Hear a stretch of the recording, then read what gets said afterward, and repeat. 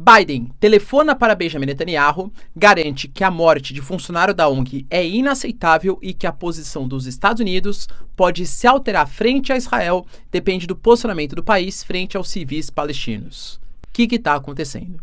Vamos falar um pouquinho também sobre a demora, a espera de Israel para que chegue sexta-feira, porque segundo a inteligência do país e a própria CIA dos Estados Unidos, os iranianos vão responder ao ataque na embaixada iraniana na Síria feita por Israel nessa sexta-feira, a última sexta-feira antes do fim do Ramadã. Quais serão as possíveis consequências?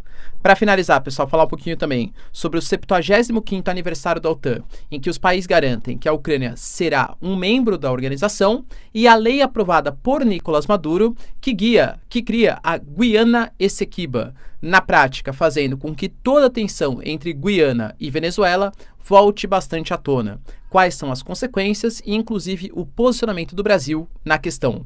Vai ter guerra na América do Sul? Se vocês querem entender um pouco mais sobre esses assuntos. E muito mais também sobre geografia, geopolítica, atualidades, política, polêmicas, enfim. Tudo para você se manter sempre bem atualizado. Já se inscreve no canal, deixa seu like, compartilha esse vídeo, que o professor Ricardo conta muito com a sua ajuda. Belezinha? Pessoal, para quem não me segue no Instagram, @prof_Ricardo Marcílio, e um recadinho rapidinho na nossa parceira aqui, Thunderbell. A bota Thunderbell é muito versátil, feita para uso urbano, tático, trilhas e até mesmo com EPI, pois possui CA. Possui um sistema anti-perfuro feito de material balístico que protege seus pés de pregos, vidros e outros objetos perfurantes. A sua palmilha garante maciez e conforto similar a um tênis, mas tem muita resistência na sua construção, com solado colado e costurado que resiste até 300 graus. O couro no book é fácil de limpar e a bota é muito ventilada, garantindo extremo conforto. É 100% nacional e vem com 180 dias de garantia contra defeitos de fabricação.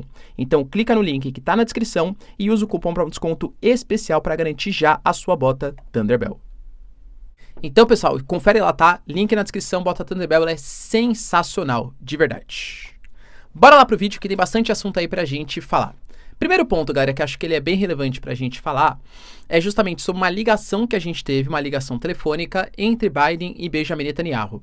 Segundo as fontes americanas, inclusive, foi uma ligação extremamente longa e muito tensa, porque nos últimos dias, eu diria até nas últimas semanas, talvez aos últimos meses, as críticas públicas, inclusive, que o Biden vem dando ao Benjamin Netanyahu, elas estão cada vez mais intensas, tanto pela possível incursão que Israel fará em Rafah, território que hoje tem 1,5 milhão de palestinos. Segundo Israel, 4 batalhões do Hamas. Mas convenhamos que é um baita campo dos refugiados junto com esses batalhões do Hamas. E também por algumas agressões, tanto frente à comunidade internacional, como agora talvez o estopim da questão, que foi justamente contra a ONG World Central Kitchen, que é responsável pela distribuição de alimentos na faixa de Gaza, e ela foi atacada por um míssil israelense. A gente teve a morte de alguns funcionários que não tinham nada a ver, inclusive, com as questões palestinas. Israel falou que essas coisas acontecem na guerra, mas pegou um pouco mal a maneira como Benjamin Netanyahu demonstrou uma certa, distanciamento com a questão. Ele falou, olha, isso é inaceitável, a gente não pode mais deixar que isso aconteça. Eu falei, isso acontece em guerras, vamos tentar evitar que aconteça novamente, mas Israel está em guerra, né? O Biden, ele telefonou para o Benjamin Netanyahu, ele falou que é inaceitável a morte de um funcionário dessa ONG e que, inclusive, a política dos Estados Unidos, ela pode se alterar de acordo com o tratamento que for dado aos civis palestinos. Além disso, ele exigiu de Israel um cessar-fogo imediato, ou seja, pedindo para que Israel tente negociar ali com o Hamas, aceite algumas condições do Hamas acerca dos reféns que estão sobre a responsabilidade, sequestrados ali pelo Hamas no território de Gaza. E lembrando que, inclusive, a própria população israelense invadiu o Congresso israelense no dia de ontem para pressionar os políticos que algum tipo de acordo ou cessar-fogo, enfim, seja estabelecido para que alguns reféns, principalmente os civis, que foram capturados pelo Hamas, sejam também liberados. Ou seja, a pressão em cima de Israel cresce. E eu diria que o Brasil está dando uma ajudazinha a mais. O Brasil, por exemplo, até o próprio chefe da organização World Central Kitchen, ele garantiu, pessoal, que o ataque de Israel foi feito de maneira proposital, óbvio, não apresentou as provas, mas falou que a intenção era deliberada de fazer com que os palestinos não tivessem acesso à comida, e o Brasil, apresentando até uma certa mudança de postura frente ao posicionamento do governo anterior, declarou que as colinas do Golã que é um território de intensa disputa entre Síria e Israel. Israel avançou naquela região lá em 67 na Guerra dos 6 Dias, só que a Síria não reconhece. É uma região super estratégica, tanto do ponto de vista militar, como do ponto de vista de recursos naturais, já que é ali que nasce o Rio Jordão, tá? Mas também falou que é a favor de um bloqueio, de uma espécie de embargo em relação ao comércio de armas com Israel. E olha que interessante, né? Apesar dos americanos terem garantido que eles podem mudar sua política frente a Israel, se Israel não mudar o seu comportamento, praticamente no mesmo momento foi aprovado mais um pacote militar para os Estados Unidos, para Israel. Então, alguns analistas alegam que, na verdade, não passa de um jogo de cena para os americanos mostrarem uma certa compaixão com os membros árabes do Oriente Médio, tanto para não perder o Oriente Médio para ir para o lado China e Rússia da força, quanto também por questões eleitorais, lembrando que esse ano é ano de eleição nos Estados Unidos. Além disso, Israel está demonstrando uma certa preocupação, inclusive com algumas movimentações militares, tanto do Irã quanto com Israel. Para quem não sabe, gravei vídeo aqui para vocês no passado, mas só falando bem rapidinho, né? A gente tem hoje um eixo da resistência, um autodenominado eixo da resistência, liderado pelos iranianos e principalmente pelo braço Quds, uma espécie de braço internacional da Guarda Revolucionária Iraniana. E esse eixo da resistência liderado pelo Irã conta com membros como Síria, como Hamas, Hezbollah, Jihad Islâmica, dentre outras organizações, que pregam a não interferência dos Estados Unidos e até a não existência, inclusive, do Estado de Israel, pelo menos não nos moldes atuais.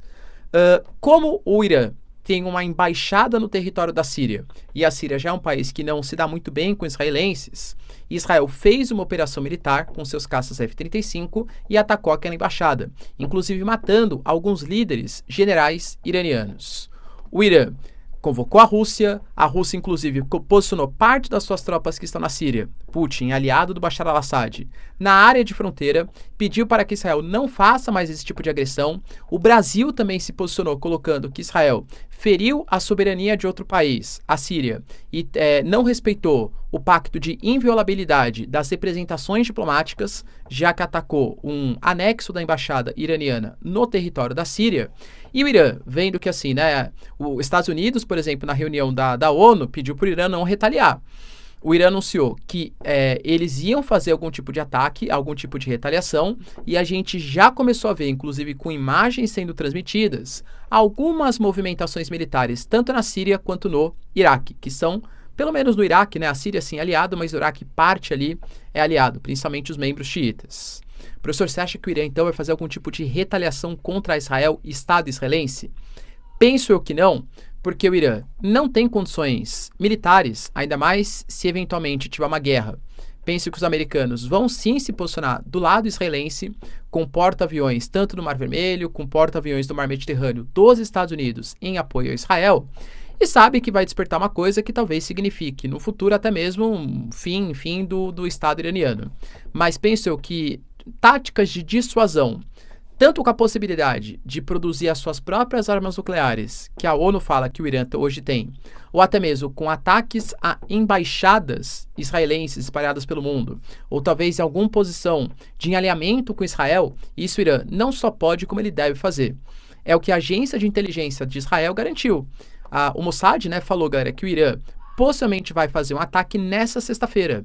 Essa sexta-feira marca a última sexta-feira do período de Ramadã, o período mais sagrado, religiosamente importante para os islâmicos. Então, quase como se fosse o marco da resposta do Irã a Israel. O Benjamin Netanyahu, ele fez um alerta e falou que os iranianos, eles estão a tempo agredindo os israelenses. E é por isso que Israel vai passar também a agredir o Irã, segundo o Benjamin Netanyahu. Inclusive, pessoal, garantindo que ele fez alguns fechamentos de embaixadas pelo mundo, bloqueou sinal de GPS contra possíveis mísseis teleguiados que poderiam adentrar ao território de Israel e vai fazer algumas medidas retaliatórias em uma possível agressão iraniana. Percebam, pessoal, o risco de escalada da tensão ele está cada vez maior, tá? E penso eu que pro Benjamin Netanyahu, pro Estado de Israel, claro que não, né? Mas pro Benjamin Netanyahu, que é um governo pressionado internamente e externamente, quanto mais outros países atacarem Israel, sem, claro, né? atacar a população, tal, não ele cria isso, né? Mas se mostrarem contra Israel, mais ele consegue se fortalecer e falar, olha, vocês precisam de mim para lutar contra o Hamas, para lutar contra o Hezbollah, para lutar contra o Irã, para lutar contra a Síria, com a Rússia que está deslocando tropas para a área de fronteira. Vocês precisam de mim, Benjamin Netanyahu, porque outro eventual governo vai ser muito complacente com os palestinos. Então penso eu, tá? Que politicamente isso interessa ao Benjamin Netanyahu. Outra notícia, pessoal, relevante que a gente teve hoje, nessa quinta-feira, a gente teve a celebração ali em Bruxelas do 75º aniversário da OTAN, uma instituição criada lá em 1949, na época com o objetivo, dentro do contexto, né, da chamada doutrina Truman, da contenção, da expansão do socialismo, não só soviético, mas socialismo pelo mundo, tentar conter o avanço disso através de organizações militares, pactos econômicos e por aí vai. A OTAN foi criada para fins de combate ao socialismo e à antiga União Soviética e defesa dos membros. Isso é uma coisa, inclusive, que o Stoltenberg, liderança da OTAN, fez questão de ressaltar, tá? A OTAN ela é uma aliança essencialmente da América do Norte e da Europa. Perguntando se tinha intenção de expandir para a Ásia, para a América do Sul, aparentemente apenas como membros parceiros. Mas um ponto que chamou bastante... Aliás, tá, a própria Maria Zakharova, representante da Rússia, falou que isso só mostra como a OTAN ela ainda tem um pensamento típico de Guerra Fria. Mas a gente teve declarações importantes, inclusive do Antony Blinken. Ali em Bruxelas, a gente teve a participação dos ministros, secretários das relações exteriores dos 32 países e o Antony Blinken dos Estados Unidos participou. Ele garantiu que a Ucrânia vai entrar para a OTAN. Professor, mas como assim? Calma, né? Segundo ele, é uma intenção da OTAN e que em algum momento isso vai acontecer. E que a intenção é construir uma ponte para que isso no futuro aconteça. Ele ainda falou que é necessário você ter um fortalecimento da Ucrânia com a OTAN, porque o outro lado também está se fortalecendo com seus amigos. Citando nominalmente, tá? China, Coreia do Norte e Irã como países que estão auxiliando os russos nos seus objetivos geopolíticos. Então a OTAN, ela também precisa se armar, ela também precisa se fortalecer. Lembrando que, pelo menos da maneira como é hoje, né? A gente sabe que essas organizações mudam de regra talvez de uma hora para outra de acordo com a sua conveniência. Mas da maneira que é hoje, é necessário um consenso entre os 32 países membros. Pessoal, não acho, tá? Que países como Hungria, como a Eslováquia agora do Robert Fico, talvez mesmo até a Turquia, aceitem a presença da Ucrânia em um momento tão tenso de disputa geopolítica e até mesmo militar com os russos. E se esses 3 países não aceitarem, a Ucrânia, pelo menos na legislação atual, não entra. Acha que existe alguma chance da Ucrânia na organização? Deixa aí nos comentários. E para finalizar, pessoal, notícia bem tensa em relação à aprovação de uma lei que o Nicolás Maduro fez ali na Venezuela. A lei se chama Lei Orgânica para a Defesa de Essequibo, que na prática, dentre outros artigos, são 39 artigos, ele garante a criação de uma nova província na Venezuela. Essa província chamada de Essequibo, na verdade, Venezuela Essequiba, tá? Professor, por que isso é tão importante, né? Porque a gente vai ter agora um território que pertence historicamente. Na verdade, assim, galera, vamos lá, né? O nosso vídeo não é tão longo para tratar de questões históricas. Inclusive, a gente tem aula aqui na plataforma falando justamente sobre isso, tá? Tem uma aula completinha sobre todo o histórico da questão em Essequibo. Eu diria para vocês que é muito menos consensual do que aparenta. A gente teve um tratado lá em 1899, mas os juízes que foram nomeados para fazer aquele tratado eram juízes muito mais pró-Inglaterra, que na época dominava a Guiana e garantia que Essequibo deveria ser território da Guiana, ou seja, dos ingleses. E aí, em 1966, na década de 60, a gente teve lá em Genebra uma nova reunião, uma nova organização que deliberou bases para uma futura negociação, que de fato nunca aconteceu. Então, quando você pega para a população venezuelana, historicamente falando, é quase uma questão de identidade nacional, tá? Essequibo pertence à Venezuela. Inclusive, o Maduro usa muito como jogo político isso, porque ele sabe que a oposição é gigantesca na Venezuela e que a Maria Corina Machado, que foi impedida de concorrer nas eleições, e a Corina Yoris, que também foi impedida de concorrer nas eleições, eram mais populares que ele, pelo menos segundo as pesquisas. Só que ele colocando que ele está lutando por Essequibo, isso é um tema que agrega toda a Venezuela.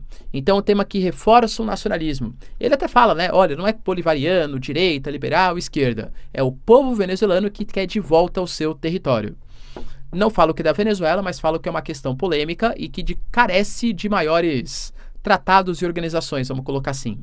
Quando a Guiana descobriu lá em 2015 que tinha reservas gigantescas, não só de ouro, mas também de petróleo, a Venezuela voltou a ter as suas atenções para aquele território, só que aí a Guiana resolveu abrir a área de exploração para petróleo, a ExxonMobil, empresa americana, começou a explorar, e aí foi o prato cheio para Maduro, né?